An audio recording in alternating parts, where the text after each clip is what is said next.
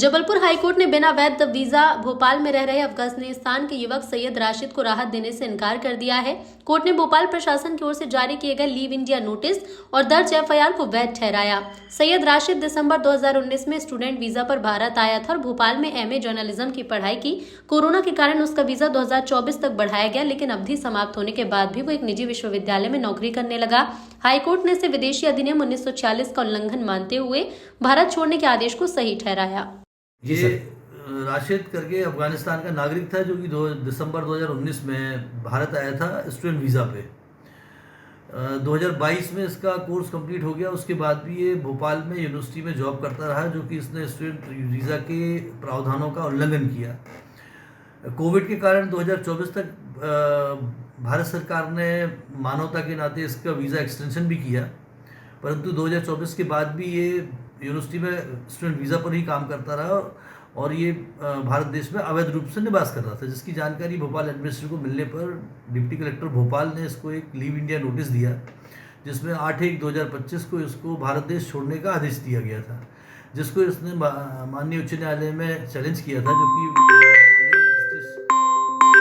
Honourable justice Vishal Mishra साहब की court में मैटर गया था, जिसमें इसके द्वारा बताया गया था कि इसको जान का खतरा है और ये यूएनएचसीआर के थ्रू जो है वो शरणार्थी घोषित किया गया है, इसलिए भारत देश में अवैध रूप से नहीं निवास कर रहा है।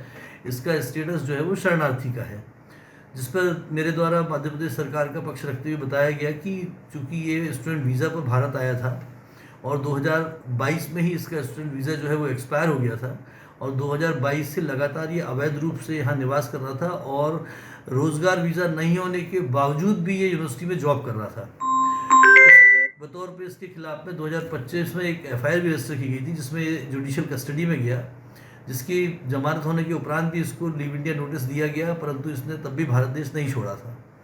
तो कोर्ट ने मानते हुए कि ये भारत देश में अवैध तरीके से निवास कर रहा है और इसके पास में स्टूडेंट वीज़ा है, जिसके प्रावधानों का इसने उल्लंघन किया है और यूएनएचसीआर के द्वारा इसको शरणार्थी घोषित किए जाने के बाद भी यदि इसके पास वैलिड वीज़ा नहीं है तो ये भारत देश में अवैध रूप से निवास कर रहा है।